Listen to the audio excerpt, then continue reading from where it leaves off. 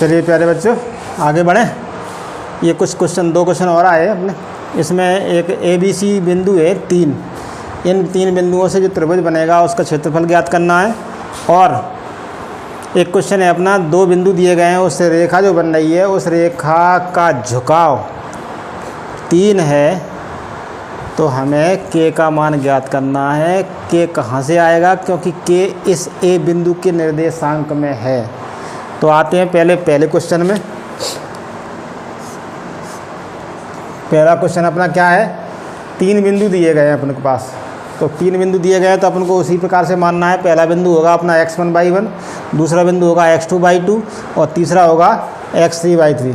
x1/1 का मतलब है 0, 1 और x2/2 होगा अपना 0, 5 और x3/3 होगा 3, 4।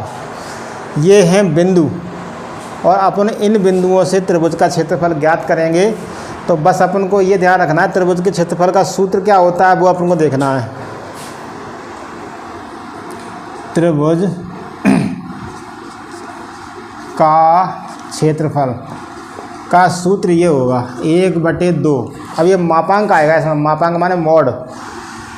क्या आएगा मापांक, x1 इंटू में है by2 minus by3 plus x2 into में है by3 minus by1 plus x3 into में है by1 माइनस by2। ये फॉर्मूला है मापांक में। तो इसमें बस वैल्यू रखना है और इसमें कुछ खास ऐसी प्रॉब्लम नहीं आनी है। 1/2 मापांक में x1 की वैल्यू अपनी है 0, ब्रैकेट में कुछ भी आता रहे, अगर 0 यहाँ पे गुणा में है तो 0 ही आएगा, लेकिन अपन दिखाना चाहते हैं by2 माइनस by1। by2 है अपना 5 और by1 है 1। 5 में से 1 घटाएंगे तो यहाँ 4 बचेंगे और प्लस x2 की वैल्यू भी कितनी है 0 इंटू में अपना by3 माइनस by1। by3 अपना 4 है और by1 1। 4 में से 1 घटाएंगे तो 3 बचे, प्लस x3 का मान कितना है 3 और कोष्टक में क्या आएगा by1 माइनस by2। by1 अपना है 1 और by2 कितना है 5, तो 1 माइनस 5 और ये मापांक में। अब इसके बाद आगे आते हैं 1/2, ये 0 क्योंकि 0 गुणा में है और ये 0। अब आते हैं अपन इसमें 3 और गुणा में कितने आएंगे अब -4, क्योंकि बड़ी संख्या माइनस की है। -4 का इसमें 3 में गुणा होगा तो ये -3 चौके 12 हो जाएंगे, 0 ये हट जाएंगे। तो 1/2 अपन को ध्यान इस बात का रखना है कि -12 और ये किस में है, मापांक में है। मापांक माने मॉड्यूलर, मॉड। तो मॉड से संख्या कोई भी बाहर निकलती है तो हमेशा प्लस की ही होके निकलती है। तो 1/2 इंटू में 12 प्लस के हो जाएंगे 2 छक्के माने 6 वर्ग इकाई। ये अपना आंसर है। हमसे अपन जल्दबाजी में ही करेंगे और स्पीड में ही करेंगे, ध्यान इस बात का रखना। अब आते हैं अपन दूसरे वाले क्वेश्चन में। बिंदुओं ये A और B है, इनको जोड़ने वाली रेखा का झुकाव इतना है। तो झुकाव का मतलब होता है स्लोप ज्ञात करना है। तो झुकाव या स्लोप अपन ज्ञात करेंगे, वो फॉर्मूला होता है m बराबर by2 माइनस by1 और बटे में x2 माइनस x1। बस इसमें अपन को मान रखना है। झुकाव m की वैल्यू ये होती है और झुकाव अपन को दिया गया है और 2 बिंदु जिनके निर्देशांक भी अपन को दिए गए हैं। x1/1 की वैल्यू ये है, x2/2 की वैल्यू ये है। देख लो यहाँ x1 और y1 की वैल्यू है 2 और k-3। x2/2 की वैल्यू है 4 एंड -7। देख लो m माने झुकाव अपन को दिया गया है वो 3। अब आते हैं उस तरफ by2 माइनस by1। by2 की वैल्यू है -7, by1 की वैल्यू है ये k-3। तो -7 में से ये घटाएंगे तो दोनों संख्याएं इनके चिन्ह है ना उल्टे हो जाएंगे। ऊपर हो गया ये y2 माइनस y1 हो गया। और अब नीचे आते हैं x2 माइनस x1। x2 है अपना 4 और x1 है 2, तो 4 माइनस 2 तो 3 के बराबर में देख लो, माइनस के साथ है प्लस के 3 है, तो ये -4 माइनस का k और बटे में ये बचे 2। देखो 2 3 6 हो जाएंगे और 4 माइनस वाले इस तरफ आएंगे तो 6 4 प्लस के हो जाएंगे और बराबर में माइनस का k, तो माइनस के बराबर 10 हो गए और k बराबर माइनस को इस तरफ कर दो तो k बराबर माइनस का 10।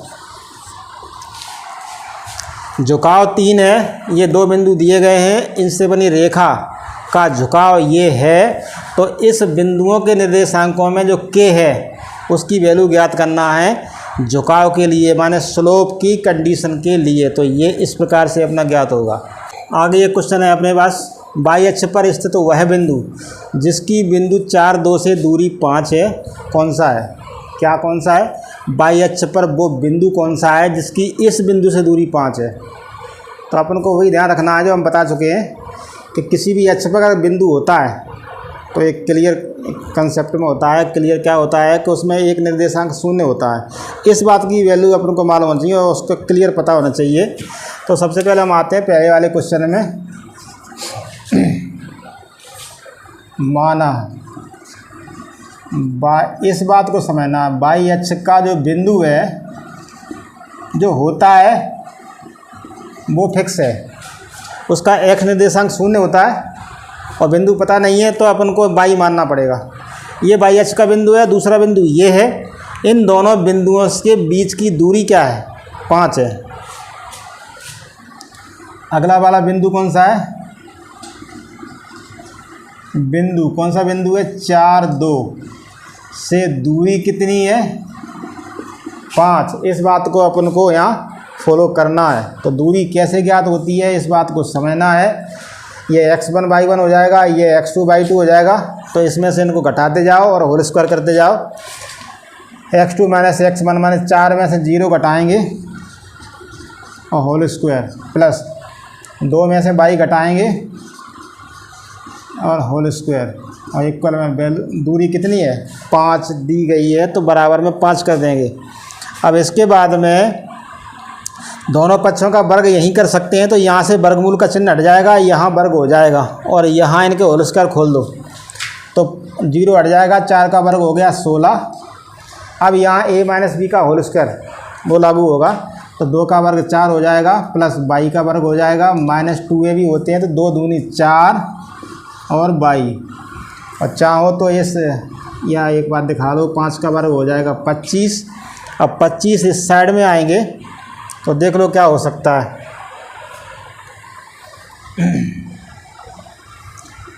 क्या होगा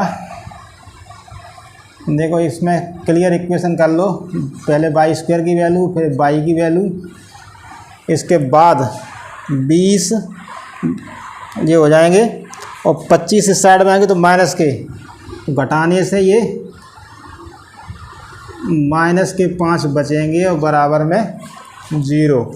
अब इसको सॉल्व करके हमें y की वैल्यू फाइंड करना है। बस ये थोड़ा सा प्रॉब्लम है, जो प्रॉब्लम बीच बीच में आती रहती है, तो ध्यान रखो 4 की जगह 2 संख्या लिखना, घटाने से 4 हो जाए, गुणा करने से 5 हो जाए, तो कुछ भी नहीं ऐसा ही करना है अपन को। घटाने से 5 माने 5 1 -5y -1 प्लस के 1y और -5 बराबर 0। घटाने से 4 हो रहा है और गुणा 5 1 5 गुणा करने से 5 हो रहा है, तो इसको अपन देखेंगे y कॉमन लेंगे तो y -5 और यहाँ से 1 कॉमन लेंगे तो y -5 ये हो गया।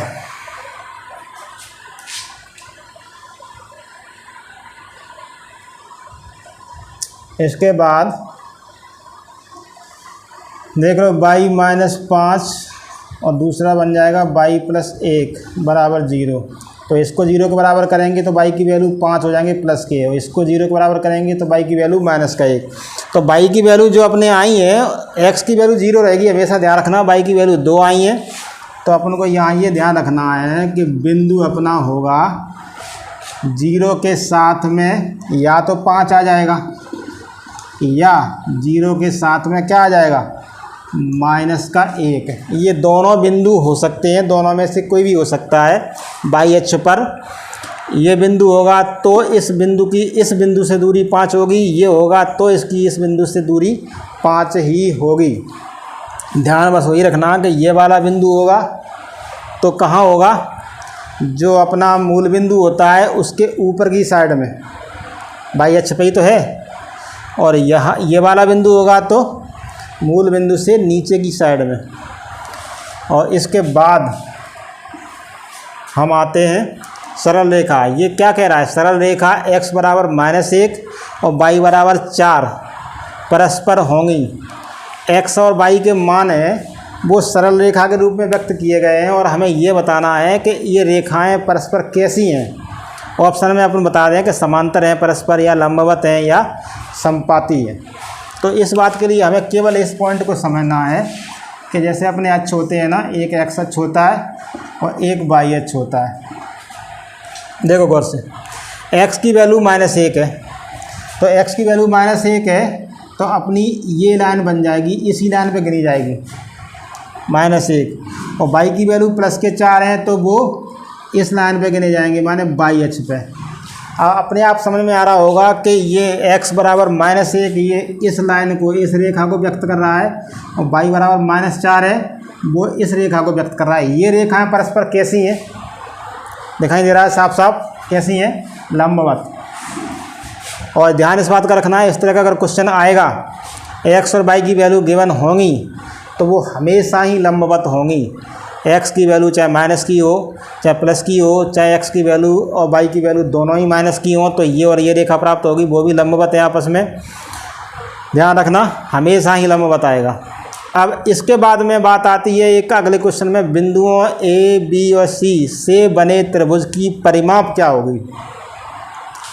तो a, b, c से 3 बिंदुओं से त्रिभुज बनना है तो त्रिभुज की परिमाप क्या होगी। परिमाप कब ज्ञात होती है, जब हमें त्रिभुज की भुजाओं के मान या भुजाओं की नाप दी जाती है। देख लो यहाँ पे तीसरे क्वेश्चन में a बिंदु दिया गया है 0, 4, b बिंदु दिया गया है 0, 0 और c बिंदु दिया है 3, 0। इस बात को समझ लो, यहाँ पे हम a और b के बीच की दूरी ज्ञात करेंगे तो त्रिभुज में a b भुजा ज्ञात हो जाएगी, तो हमें ज्ञात तो करना पड़ेगी।